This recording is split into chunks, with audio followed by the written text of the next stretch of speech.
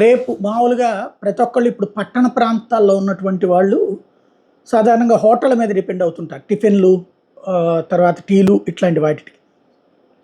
రేపు సాధ్యమైనంత వరకు అది దొరకదు అని ప్రిపేర్ అయిపోండి.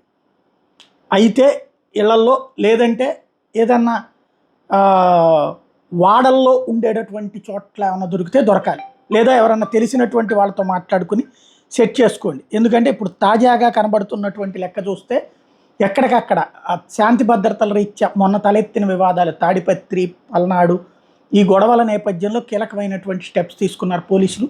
ఇవాళ రాత్రి నుంచినే షాపులు కట్టేపిస్తున్నారు. సాయంత్రం నుంచినే బళ్ళు, టిఫిన్ బళ్ళు వీటన్నిటిని కూడా ముగిపించేస్తున్నారు. రేపు పెట్టనియ్యరు. కౌంటింగ్ సెంటర్లు ఉంటాయి కాబట్టి అసలు పెట్టనియ్యరు. ఒక చోట పోగుబడినియ్యరు. 144 సెక్షన్ అమల్లో ఉంటుంది. కాబట్టి ఎవరికైనా టిఫిన్లు కావాలన్నా, భోజనాలు కావాలన్నా హోటళ్ళ మీద డిపెండ్ అయ్యేవాళ్ళు ఆల్టర్నేటివ్ ఏర్పాటు చేసుకోండి. ఎల్లుండి ఒకవేళ కనుక రేపటి తర్వాతన ఏమన్నా విపరీత సంఘటనలు జరిగితే ఎల్లుండి తర్వాత కూడా ఇంకో 1-2 రోజులు అట్లా ఉండే పరిస్థితి ఉంటుంది. లేదా రేపు ఏ ఉద్రిక్తత లేవనుకుంటే ఎల్లుండి యథావిధిగా వ్యాపారాలు తెరుస్తారు. రేపు మాత్రం ఆధారపడేటటువంటి వాళ్ళు జాగ్రత్తగా ఉండండి. ఇంకోటి, భావోద్వేగాలకు లోను కావద్దు, అనవసరమైన వివాదాల్లో దూరొద్దు. నాయకులు బాగానే ఉంటారు, కార్యకర్తలు లేకపోతే కుటుంబాలు లేనిపోని గొడవల్లోకి దూరద్దు.